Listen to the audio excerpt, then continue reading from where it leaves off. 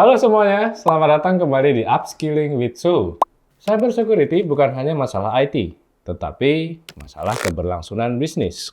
Ancaman utama bagi korporasi pertama adalah kebocoran data, yaitu mengenai pencurian data pelanggan. Yang kedua ada ransomware. Ransomware mampu menghentikan operasional dan merugikan secara finansial perusahaan atau organisasi. Lalu ada insider threats, yaitu seorang pegawai yang ceroboh atau berbahaya dalam menangani kredensialnya. Sehingga muncullah sebuah quotes bahwa membangun reputasi perusahaan atau organisasi butuh 20 tahun, tapi hanya butuh beberapa menit dari insiden cyber untuk menghancurkannya.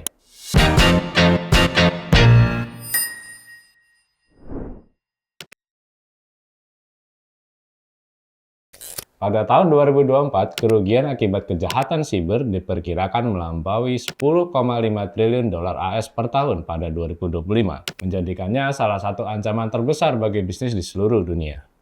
Dan baru-baru ini di sebuah provinsi di Indonesia, sebanyak 4,5 juta data pribadi milik warga diduga diretas oleh kelompok peretas. Informasi tersebut pertama kali tersebar melalui akun media sosial X atau Twitter yang mengklaim telah membobol jutaan data milik masyarakat provinsi tersebut. Lalu mengapa korporasi selalu menjadi target dari kejahatan siber? Yang pertama, di korporasi banyak data yang bernilai tinggi, mulai dari finansial, rahasia dagang, hingga data pelanggan. Lalu yang kedua ada infrastrukturnya yang kompleks dengan banyak titik masuk. Lalu selanjutnya ada risiko dari pihak ketiga. Jadi misal dari vendor atau dari mitra yang bekerja sama dengan perusahaan atau organisasi. Sehingga muncullah sebuah tekanan regulasi dari GDPR, HIPAA, ISO, or ISC 7001, dan NIST CSF. Ada 5 pilar utama dari cyber security. Yaitu yang pertama ada governance and policy. Keterlibatan Dewan Direksi dalam keamanan siber tentu berperan penting dalam keamanan siber. Lalu ada kebijakan akses, yaitu pengelolaan data dan kepatuhan regulasi. Lalu yang kedua ada pertahanan teknologi. Di firewall, next gen firewall, SIEM, atau IDS or IPS. Dan juga ada endpoint detection dan response atau EDR. Dan juga konsep arsitektur infrastrukturnya harus yang zero trust. Lalu yang ketiga ada dalam perlindungan data dan privasi. Ya, protokol-protokol seperti enkripsi, backup, disaster recovery perlu dilakukan. Dan juga ada kebijakan klasifikasi dan penanganan data. Lalu yang keempat ada faktor manusia. 90% serangan dimulai dari phishing, yang mana itu diklik oleh seorang user di endpoint. Lalu juga harus ada pelatihan kesadaran keamanan dan juga simulasi phishing. Yang kelima ada incident response and business continuity. Tentu perlu dilakukan sebuah rencana tanggap insiden atau IRP dan juga latihan secara tabletop secara rutin dan kesiapan business continuity dan disaster recovery. Lalu ada tren terkini apa soal serangan cybersecurity yang zaman sekarang sudah berbasis AI? Salah satunya ada deepfake phishing atau business email compromise. Jadi, penyerang menggunakan AI voice cloning untuk meniru suara CEO atau direktur. Fungsinya ya jelas, digunakan untuk menipu staf keuangan agar mentransfer dana ke rekening palsu.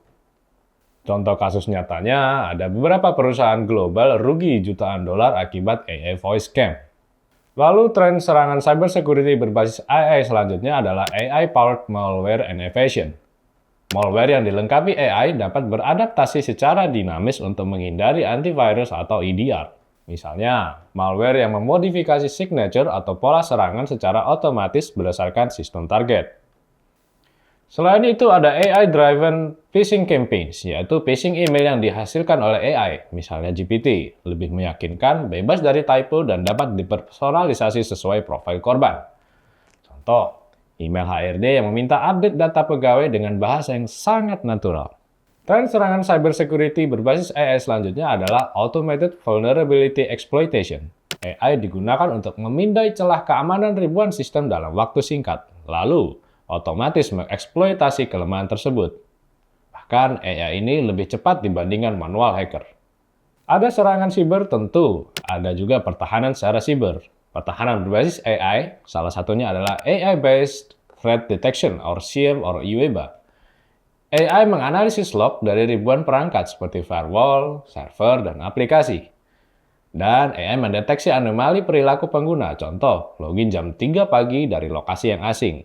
Contoh toolsnya ada Splunk AI, Microsoft Sentinel, dan Darktrace.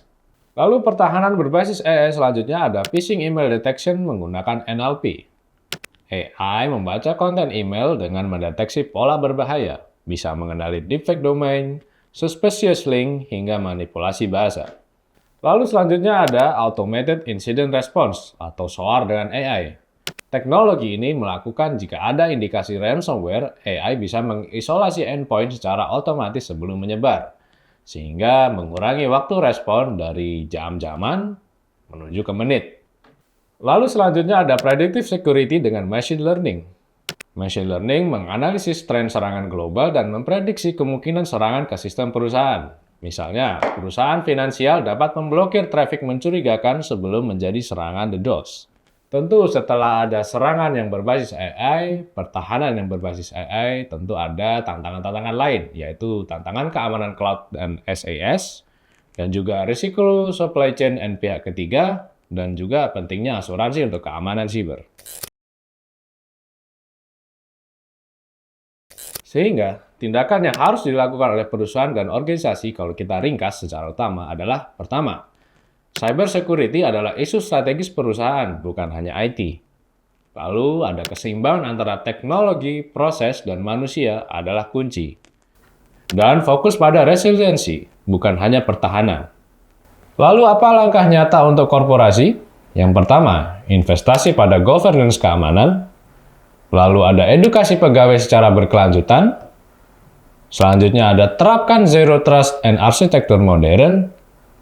Dan uji berkala rencana tanggap insiden serta pemulihan bencananya.